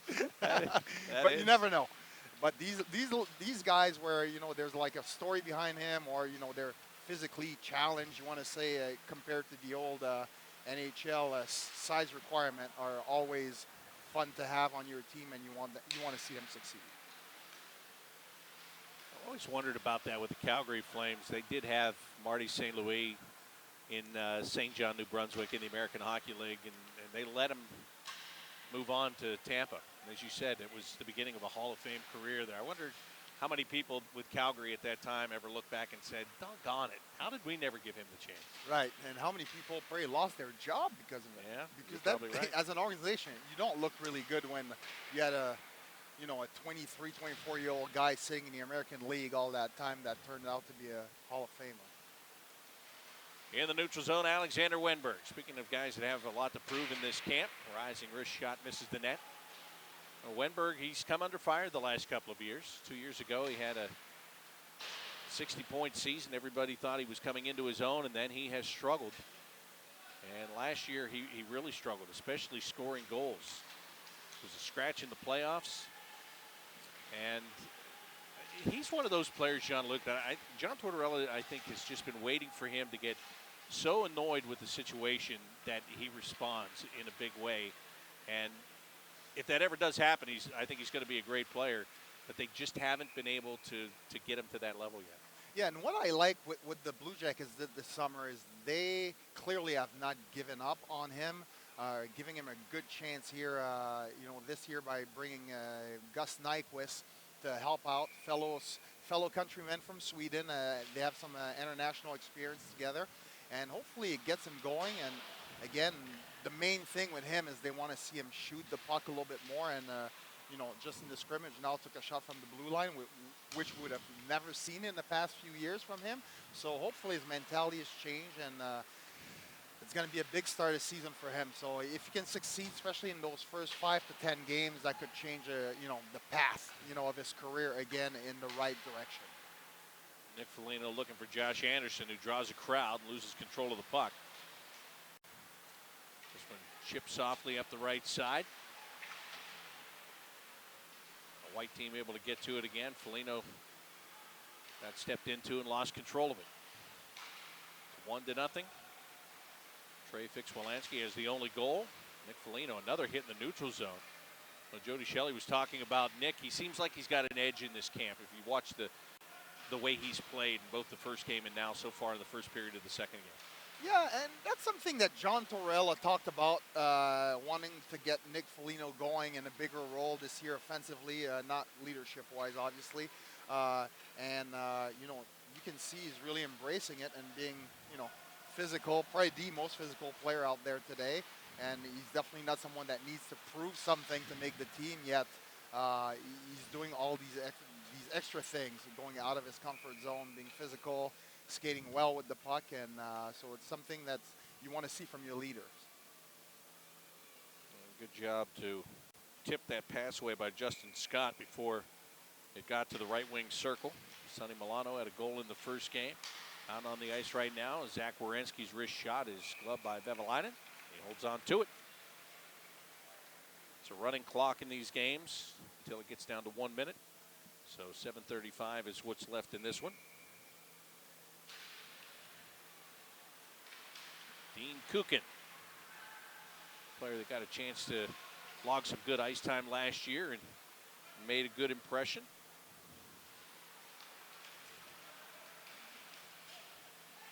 In the neutral zone, Ryan Murray, somebody the Blue Jackets need desperately to stay healthy this year. He was having a great season until he went down with a back injury, and it ended his season at a very inopportune time because once he was gone, other guys stepped in and they played well, but I don't think anybody played as well as Ryan Murray was at the point that he got injured and left the lineup. Yes, it was a great season for him until that injury, like you said, Bob. And the thing with Ryan Murray is you look at his history of injuries, it's not like it's continuously the same thing, whether it is a shoulder, a knee, or a concussion. It's just bad luck. Yeah. Gets hit by a puck, breaks an ankle, etc. And the other thing that, you read through social media and people are being hard on him, but it's really not his fault. It's not like he's made out of glass, and it doesn't seem like it affects him. So I think he will be a big part of the Blue Jackets defensive squad this year, obviously. And with the young goaltending group they will have this season, he's definitely going to have a larger role on this defense.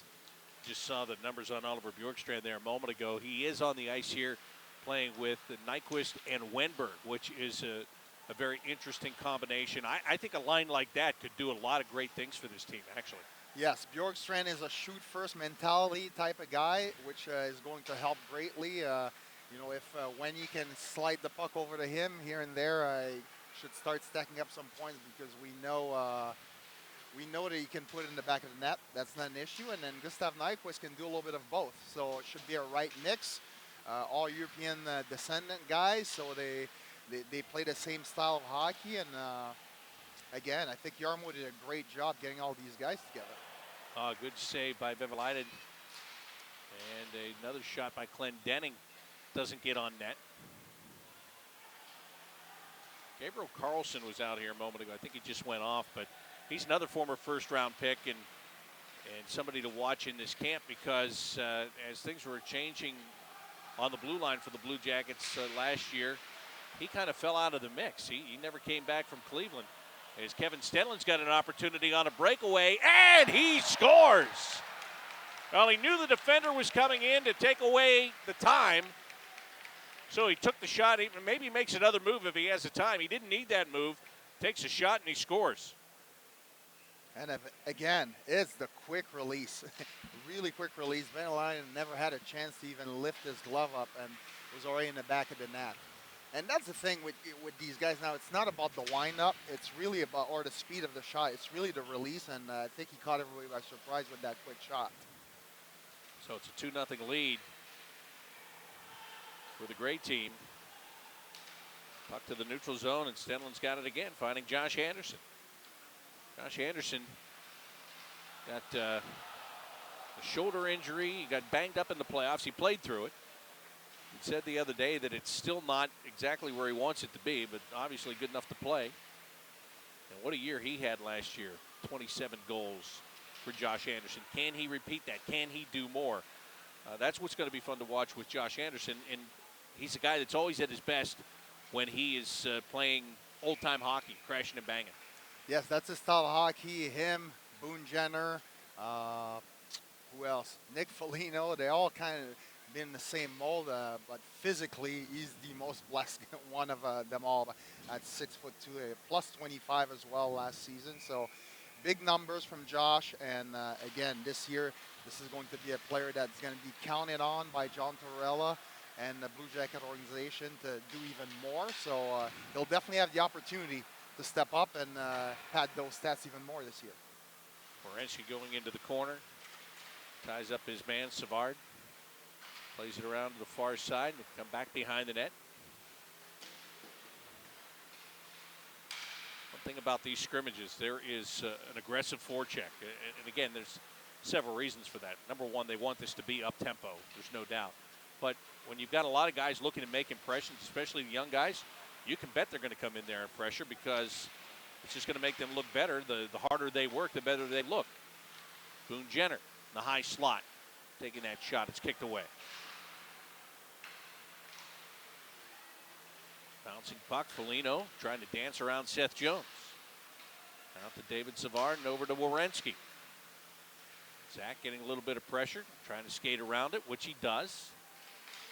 And just leaves it for Foligno to pick up on the far wall. Emil Bemstrom. Stick lifted, gets control of the puck again, gives to Savard, across Werenski with a shot. Into traffic.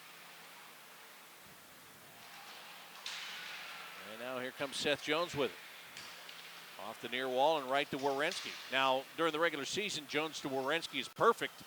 In this game, not so much. That's a turnover. Not so much. And so nice to see Zach Werenski signed, sealed, and ready to go in camp. No injuries. And just this little thing there, let a one-timer go, which a few years ago, everybody was wondering why is he not shooting the puck a little harder. And, the news came about his shoulder. So it's really nice to see him healthy and ready to go this year as well. It's going to be another big part of the Blue Jackets defensive squad this year. Healthy, ready to go, signed, as you said, and wanting to be here. And I know that's going to be a theme for at least the early part of the season, but it's not a marketing slogan. It's just a fact. And Zach is one of those guys, and I think you're going to have that. It's easier to have it with the drafted and developed guys than to go out and bring in somebody that's going to be a free agent in many cases. Wouldn't you agree? Yes, because they've grew up in the organization. That's all they know so far. And, obviously these young guys, they spend a lot of time in Columbus during the offseason. And that's something as somebody gets traded here and all of a sudden they're in the middle of the mix. Let's say Matt Duchesne, for example. He comes in right before the playoffs. They're on a big road trip. Doesn't really get to learn about the city, the people, everything. These young guys come in for summer camps. They get to discover a little bit about what's around the city, meet the people, and I believe that it makes it a big, big difference if you could get free agents to come and spend a couple of weeks in Columbus just for fun, hang out, right? Yeah. Get to see all the amenities, get their family comfortable here. That's a big thing. But if you're looking from the outside of Columbus, there's really nothing special about it until you get to live it. Yeah, that is very well put. You wouldn't think that there's anything that special that separates it until you get to be a part of it, and that's when you really learn. And, Gustav Nyquist obviously thought there was something special about it because he decided to sign here as a free agent this summer. And there's Kevin Stenlund. He's got one of the 2 goals for the white team, and they have a 2-0 lead after the first period of this scrimmage. So we'll play one more period of this. And then this white team will be done for the day on ice. And the gray team will have a little practice session. So a lot of planning for training camp. It's not like they show up here and the coaches go, well, you guys just go out and do this. This has been planned for weeks and gone over. There are many elements that stay the same from year to year. And then there's always, they look at it. What did we do last year? What do we think we need to do this year? And some of that is based on personnel, and the other thing is just based on needs and maybe tweaking systems and concentrating on different things, right? And you can tell looking at the scrimmage that there are systems and basic concept in place right now because it's not like the typical scrimmage that you saw, 10, 12 years ago where camp was just everybody trying to prove something by whether it was fighting, hitting. You see a lot of plays, a lot of setup breakouts that you typically don't see in camps, back then. So that's something that the coaching staff probably has put together for a long time now and talked to the guys before they get on the ice to make sure they follow that general system and see who can fit in it. It was Ryan Murray and what he did in the 56 games that he played last year, 28 points for him. The goaltenders stay the same. They just switch ends. In the first game, they changed goaltenders. In this one, they will not. Boon Jenner. Got it to Werenski up on the play. David Savard trying to cover there at the point. Josh Anderson will wind up with it. He's being worked on by Seth Jones. Nick Foligno tried to poke one away. Brandon Dubinsky got it out of the zone. Now it is Ryan Murray. Up the left side. Marcus Hannikainen. Good job to keep it in by Sherwood. And Hannikainen will play it down to Brandon Dubinsky. All right. Hear me talking about Cole Sherwood there, and got a chance to play for the Blue Jackets last year. Tell you what they really like. They really like his speed and what he brings in that aspect of the game. And, of course, he is locally from New Albany, which is a great story within itself. But that's not the story that's going to get him to the NHL and keep him in the NHL. It's playing with the speed that he has and playing consistently. Yes, consistency is really the thing. And you look at all these guys, if you watch him skate with the puck one-on-one or whatever they're doing out there, the skill level is there for the NHL. It's just about little things. You know, positionally, are you doing the right things? Are you making the right decision when you have the puck? Looking at turnovers. Because, again, there's such a small step between an American League player and an NHL player. It's something that you just have to prove over and over again that you're making those right decisions. And, you know, it's no different for Cole Sherwood. Good job there defensively. And I think that was, it was Paul Bittner, former second-round pick of the Blue Jackets, made that defensive play and now gets it in from the red line. Let's turn on the other microphone here, too. And I want to get the two new guys in together.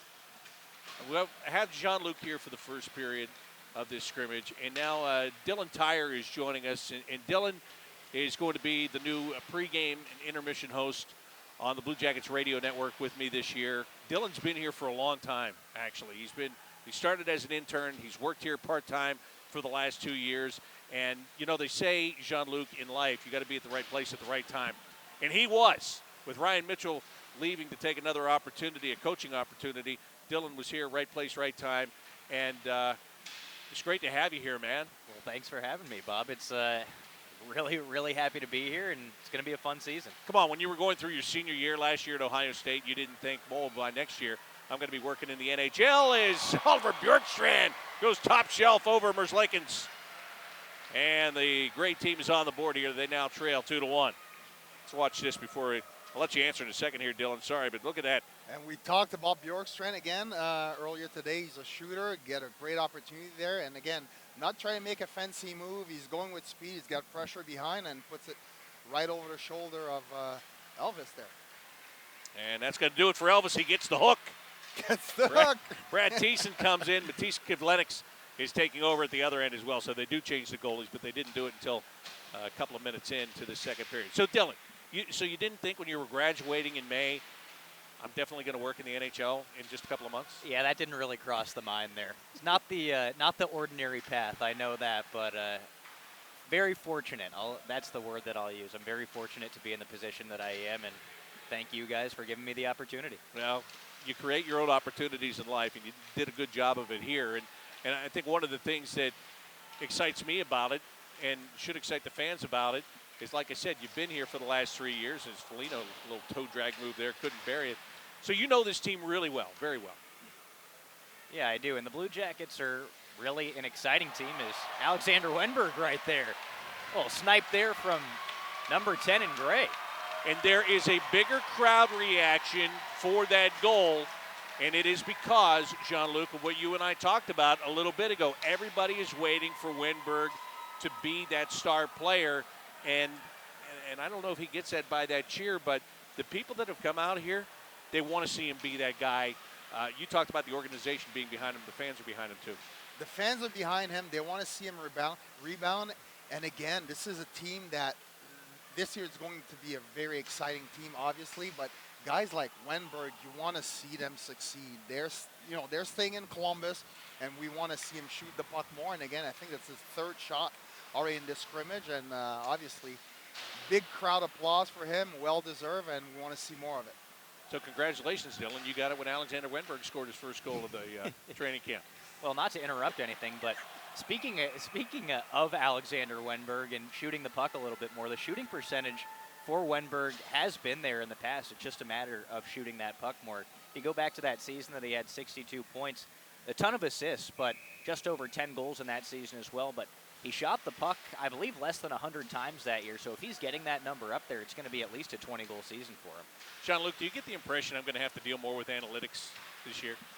Probably, as you get this younger crowd getting into the broadcast booth, they're going to start talking about all these percentage, etc. As we're just watching the game, hoping it goes in.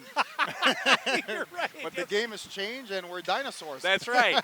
That's just something that stuck out to me. I just remember that from that big season. I was But like, man, don't the make percentage is there. excuses. You're allowed. You can be all over that. A lot of people are. And as Jean-Luc and I said, you provide that part of it. We'll provide the, hey, we hope it goes in. That's right. It all works in conjunction is what it does.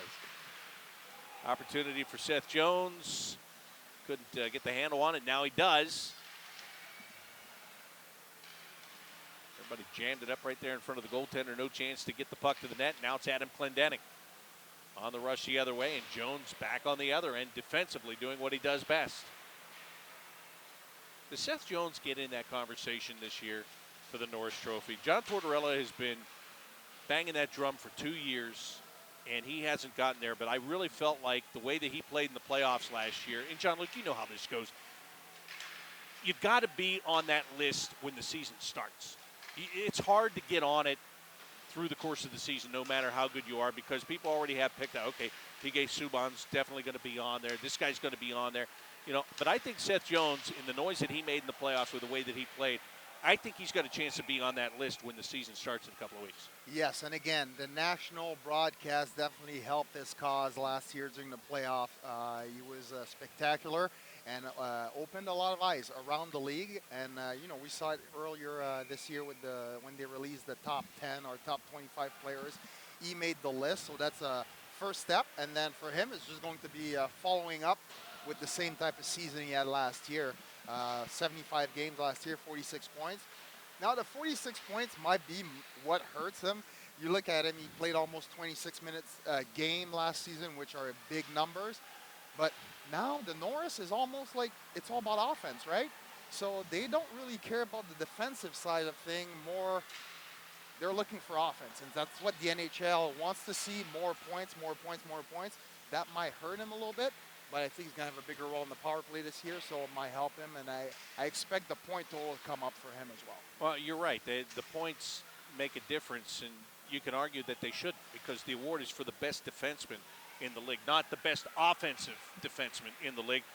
The way the league is now, you could create another award, actually, for that. Yeah. You could do that if you wanted to do that and reward the defenseman. And I don't think I'll get an argument from you when I say that the defensemen don't get rewarded enough. They do not, and you see the same thing in most sports. I like how you're very serious about that too. You didn't even lament. You just said they are not. They are not. It's you can't argue with it.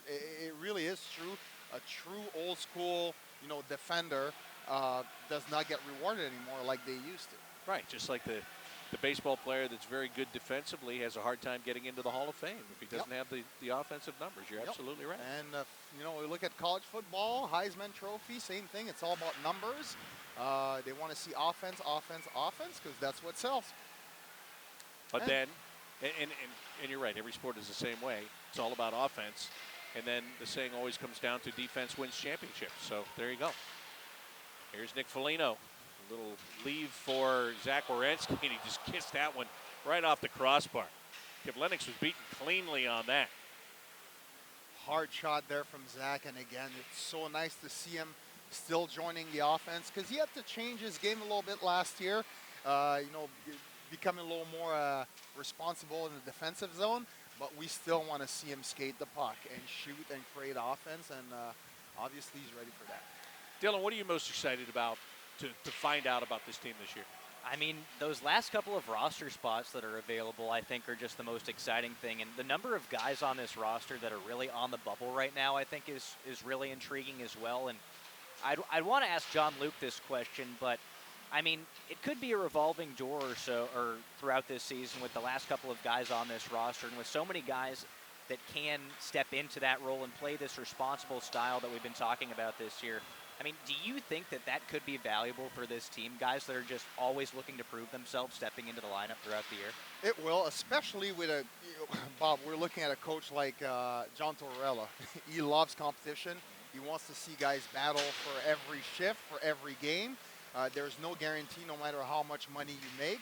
So it's going to be a hard battle. And I can promise you that 71 is going to be getting a lot of traffic from Blue Jackets players and prospects going up, down from Cleveland and back, because until he really finds the perfect fit, he's going to be getting these guys shuttling up and down all season long. So these guys are going to be fighting for big spots, and hopefully somebody can really open the eyes during training camp and stick all year. So that's what I mean, Bob. I just think there's so many guys that can step into a similar role that this team needs, that I think that's so exciting to see who's going to really blossom, and that could really push some of these guys to develop into even bigger stars than we expect them to be. Doyle Summerby, he's been a big part of the scrimmage today. I think he has stood out all day as kind of playing that old school, big defenseman type of game. Here he's going to jump up and keep the play alive in the corner. Josh Anderson couldn't get that one on target. Good job by Summerby to make sure that that wasn't a breakaway the other direction after he bobbled the puck at the blue line.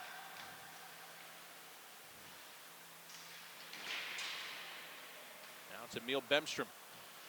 A lot of focus will be placed on him during the preseason to see what he's able to do. The Blue Jackets are especially looking at him when it comes to the power play. That's one thing that he was very good at playing in Europe, was being a good power play producer. And Jean-Luc, it's no secret this power play has struggled the last 2 years. Yes, that's been the big problem with the Blue Jackets over the past few years. Even with great offensive talent, they just could not put the puck consistently on in the back of the net. And obviously, having a talent like Bemstrom this year could definitely improve things. But it's all about, the system and the players really buying into it to see what they're going to draw up and what will work. Ryan Murray had that one go off the stick of Zach Werenski. And the funny thing is that the power play struggles so much with the talent that is on this team. There's a good shot from the left wing circle for a score. And that's Sonny Milano again.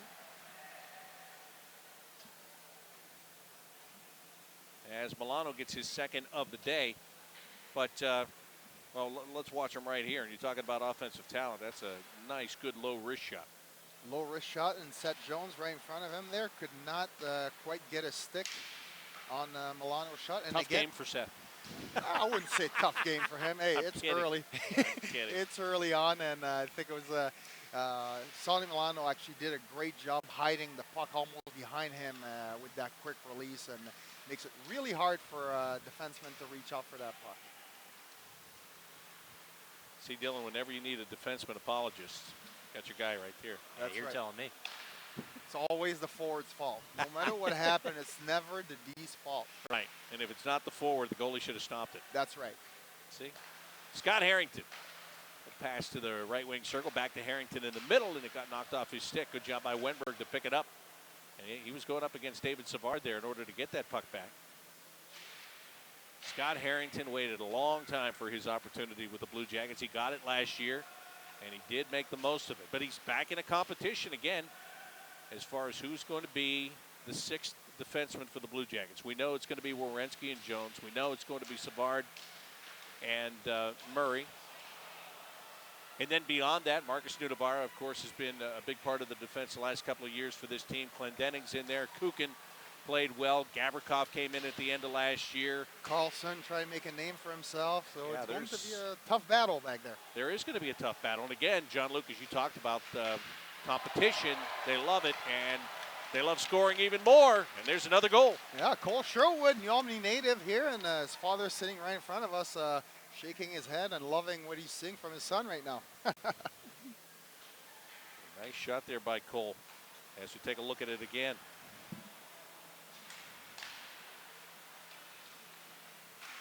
Great work. Under 10 minutes remaining in this scrimmage.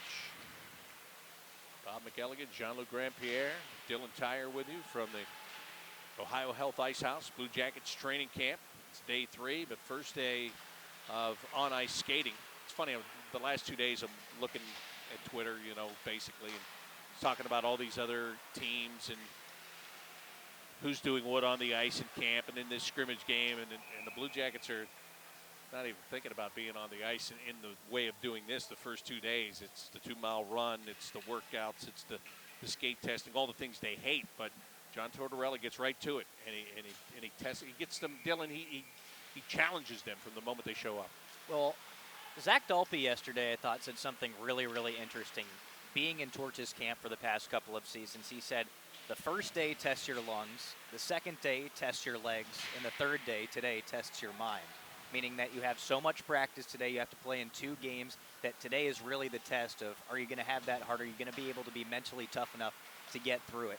And I thought that was just kind of really a quote that exemplifies all of what John Tortorella's camp is about. Great save there by Teason. Sliding right to left. And Kevin Stenlund, who has a goal in this game, comes back and tried to get another one. Lennox is able to make that save and hold on. Bob, I watched these guys skate during testing yesterday, and I'll be honest with you, it hurt just to watch. So, yeah, John Tortorella. You didn't think about lacing them up and going out there and seeing if you still had it? Yeah, a lot of guys asked me around there, like, hey, do you miss the game? And I was like, yeah. And after yesterday, I'm like, I don't miss crap, right? I mean, first of all, they got to run a 2-miler in which, by the way, Alexander Wenberg, 11 minutes and 2 or 3 seconds on a 2-miler is incredible. Personal story there, my daughter decided to make me run a 5K this summer. And it took me. First of all, can I just stop you and say my daughter decided to make me? I love your wording of that whole thing. But anyway, go ahead. Here's the story. Night before the 5K, she said, I'd love to run this 5K, but if you love me, you'll do it with me. And I said, absolutely not. Long story short, I said, it's too late to sign up for it. Well, she signs me up. It wasn't too late. So there I am the next day running this thing. And I'm talking 50-year-olds, 60-year-olds finishing in front of me and me just gasping for air. So to see Wenberg do this in 11 minutes is incredible. Incredible commitment of, because realistically for hockey, these guys do not need to run 2 miles at any time in the season because hockey is a sprint sport, right? It's more about sprint, recovery, but again, it's part of John Tortorella's system. He wants to make sure that these guys are mentally prepared. And that was incredible to see that. But anyway, let's move on to day 2. Where watching him skate yesterday, I had to go home and take a nap after watching him because I was just tired. Well, you talk about the mental thing. You both mentioned the mental thing, and we know that John Tortorella, that's what he is. He challenges you mentally because he believes in that old school system that if you can get through something mentally, you can get through it physically. It's as simple as that. And that run, as we get a look at Nyquist coming in here with Werenski shutting him off right at the very end, that run is something that they dread. I just talked to Seth Jones last week. We had a little ticket gathering, and I asked him if he liked the run, if he's gotten used to the run, and he was very emphatic. No, I hate it. I can't stand it. And it's something that they think about basically the day after the season ends. They know the next thing they're going to have to do is come in and do that 2-mile run, and they don't look forward to it. And that's all part of the mental aspect. He's got them for the entire summer, right? The whole summer, they're preparing for that run.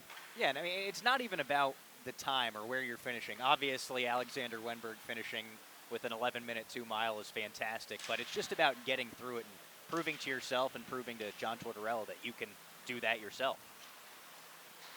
As a big guy myself, I will say physically it is not to Seth Jones' advantage, or you look at David Savard, who's a little more big bone, and all these guys. It's a little harder for us to run that 2-mile compared to a smaller guy like Wenberg, but still kudos to him because that was quite impressive. And as we were talking about him before, I think from a fan standpoint, you look at it and you hope that is a sign that he wants this camp to be different right from there, before he even gets on the ice and puts his skates on. He wants it to be different. Yeah, he took it seriously, and again, I think he lost the crown last year by finishing second. And again, it shows you a little bit about his state of mind. He's ready this year. You want to make sure that he finished first, which he did. So step 1 complete for him. Step 2, scored a goal already and shooting the puck. So next step for him is going to be finding a good chemistry with Nyquist and Bjorkstrand during training camp, and hopefully have a strong start of the season. Well, because, again, if you go right back to it, the reason the Blue Jackets have to go out last year and get the likes of Matt Duchene is because they needed a number 2 centerman. Pierre-Luc Dubois has locked down that number 1 centerman spot. There's no question about that. But they had to go out and get somebody to be the number 2 guy, and they've always felt that they've had that guy here all along in Wenberg. So I hope that what we've seen so far are some signs that he's going to be that player that they felt that they've had all this time. Yes, and it's very early in camp.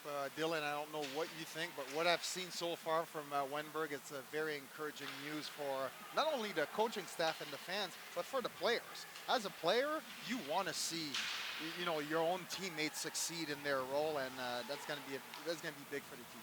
Well, with Wenberg, obviously, it's great to see him score a goal here early today, and there was some talks this summer about him at the World Championships there. He had a great offensive showing there, just gaining some confidence offensively. So they're hoping that that translates over here into camp and then eventually into the season as well. Of course, as we've talked about, the ice being bigger when you play in the World Championships, the contact is less, and he flourished in that. But Jean-Luc, as you mentioned, Gustav Nyquist being here now, Gus is a guy that he's comfortable with. And they got Nyquist because of what Nyquist does. They didn't get him to go out and say, we need somebody to play with Alexander Wenberg. Don't get me wrong. But on the same token, if you can kill two birds with one stone, then you've done a pretty good job. Why not? Exactly. And again, the international experience and, scouting talent that Jarmo has is, bar none, one of the best, probably top 2, 3 in the league right now. And he knows exactly what he was doing when he got Nyquist. Like you said, for multiple reasons, and hopefully it will work out. This game is all tied at 3 with 2:35 to go on the clock. We had the first game end in a shootout. Could be looking at the same thing here unless somebody can find the back of the net in a relatively short time. We've got the white team playing their second game, so as they had a lot of jump early in this game, you have to wonder if in these final 2 minutes, if the fatigue factor is going to play a part on them. Turnover in the neutral zone, Wenberg. Nice little dancing there, waits for his teammates to get onside. Nyquist loses control, and Wenberg with a chance to get it back. Riley Nash, though, controls. Up the left side, here's an opportunity. Sonny Milano coming in, and Milano has his stick lifted by Scott Harrington. Nice work there by Harrington to take out the talented Sonny Milano, who already has scored a goal. Now it's Nyquist. Tried to go all the way across the ice off the backhand for Wenberg and couldn't get it through. Down to a minute 38 to go. Ryan Murray's up on the play now. Here's Nyquist to Wenberg. Takes a shot. The save was made by Teason. And again, Wenberg taking the shot, not wasting any time. David Savard will get it out of the zone. He's got a chance to hit Fix Werenski. He's already got a goal, and he just whipped that one wide. He had an open area inside the far post, couldn't get it on net. Quick counterattack now by the gray team. And it's Dubinsky with a shot that gets denied. Cole Sherwin goes behind the net, and he couldn't quite dig it out. Marcus Hannikainen will go in there, just try to throw the body in there and see if the puck comes free. But as it does, it comes to Zach Werenski, but not out of the zone. Opportunity here for Dean Kukin. Kukin has Seth Jones playing with him. Dean takes the shot, and he put it over the crossbar and off the glass. 42 seconds remaining, 3-3 tie. Another rush here for the white team as they dump it in behind the net. Seth Jones got to it first. White team trying to regain possession. They will not. Lennox will play it aside to Seth Jones. 25 seconds left. Long pass out through the neutral zone. Brandon Dubinsky trying to make a pass. It got tipped. Now it comes to Sherwood, and Brad Teason drops down to the ice, and he makes that catch, stopping the clock with 17 seconds left. Well, it got pretty active right there in the last minute, didn't it? Teams are pressing, don't want to go to a shootout. They saw how quick it can end in game 1 where Cam Atkinson did the unusual slap shot from the from the hash marks to finish it up real quick. And again, Sonny Milano will probably learn his lesson. The ice is not so good after 50 minutes of skating, and probably if he's called upon again, we'll probably go with the old slap shot as well, because you can see the puck starting to bounce here. Only 5 seconds left. And Nick Foligno with a little poke check, and that's going to run out the time in regulation. So 3-3 tie. And we'll have another shootout, which, as we learned in the first game, is basically, they'll just alternate. It's kind of a best of one.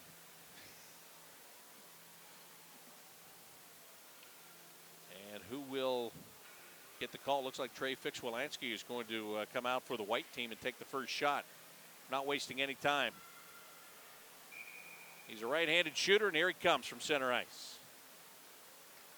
Angles and slows down a bit, and got nothing on that shot. Kip Lennox easily kicks it away. I think that goes back to what you were talking about, Jean-Luc, with the chippy ice. Yes, chippy Oliver ice. Bjorkstrand. He has a chance to end it here. Bjorkstrand had a goal earlier in this game. Here he comes against Brad Teason. Bjorkstrand picking his spot, and the spot was in the glove as Teason made a quick move to get over there and cut that off. That's a nice, he's actually reaching behind him as he makes that save. Zach Werenski gets the opportunity to shoot here in the shootout. This doesn't happen during the regular season, but here he comes, and he missed the net with his shot. That's why it doesn't happen in the regular season, some would say. I was going to say, Bob, we could potentially see this in the regular season, a guy with so much offensive skill, but after that one, maybe not. Here comes Gus Nyquist. He'll try to end it for the great team. Goes wide, and his shot is good. Gus Nyquist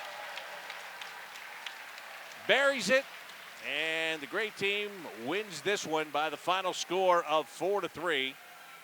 Nice shot there, and kind of caught Brad Teason moving a little bit, and he shot it where he was coming from, not where he was going. Yeah, went on the short side and caught him by surprise. Nice, quick, low shot, and again, no dangle, just quick shots. Ice is not good, and the old veteran there picking corners. Yep, veteran move indeed, and that is going to do it for the scrimmage portion of today's Ohio Health Training Camp.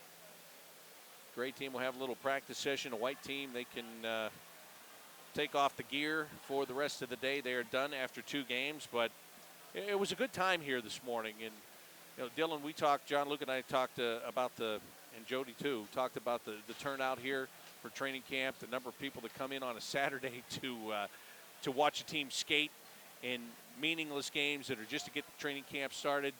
It's always fun to kind of feed off that energy, and there's even more energy this year with the way this team has performed the last 3 seasons. Oh, it's just such a good sign to see the building filled up like this, especially on an Ohio State game day, a noon kickoff against Indiana. But for people to stick around here and show up so early and be excited, I mean, that's just awesome to see. I'm so happy to see people excited for this season. Yeah, you can't help but be excited by it, right, Jean-Luc? And I mean, you've been in both situations. You're sitting up here now, but you've been down there too, and the people have always been supportive, but they really have something they can believe in with the way this franchise is set up right now. They really do, and you're looking at this crowd today, this reminds me of year 1 of Blue Jackets. I don't think I've seen that many people in the ice house for a simple skate, right? We saw the first group at 8:30, and it was already packed in here, and it was just guys skating circle around. So for the Columbus community to come together today on such a beautiful day outside and come inside an ice box to watch these guys just skate and then scrimmage after is incredible, and shows you Columbus is indeed a hockey town, right? Is there any more talk about Columbus not being a hockey market? No. Right? And see, this is why we brought you on. So you're so good with words, right? It's a beautiful day outside and people walked into an ice box. You know what I love about that? It's absolutely true. Like all summer, as people say, oh, do you miss being at the rink? Like in the summer, you think it's 90 degrees outside. I remember I'd have to take my son in there in the summertime for practices, and I would be beside myself because I'm like, it's too nice outside. I'd rather sweat than be in here because I spend all winter in here, of course. But very good job, my friend. Thank you, thank you. As I'm heading to the golf course for a 3:30 time. See? He was born for this job. And Dylan, thanks again for being on. It's great to have you on the team this year. Looking forward to it. Well, thanks for having me. I'm looking forward to it myself. All right, Dylan Tyre, Jean-Luc Grand-Pierre. I'm Bob McElligott. Thanks for being part of our scrimmages here today. Training camp is going to continue, of course, for the next couple of weeks. And the Blue Jackets will be on the ice right here at Nationwide Arena on 7 o'clock on Tuesday night to play their first preseason game. And we will have the call for you on 97.1 The Fan and the Blue Jackets radio network, starting with pregame coverage at 6:45 on Tuesday. It's the Blue Jackets and the Buffalo Sabres. So that's when we'll talk to you next. But, of course, you can get all the coverage that you could ever want, and you can hear all the interviews and get all the stories right here at BlueJackets.com. So enjoy the rest of your Saturday and enjoy the rest of training camp. Talk to you on Tuesday for the first preseason game of the year.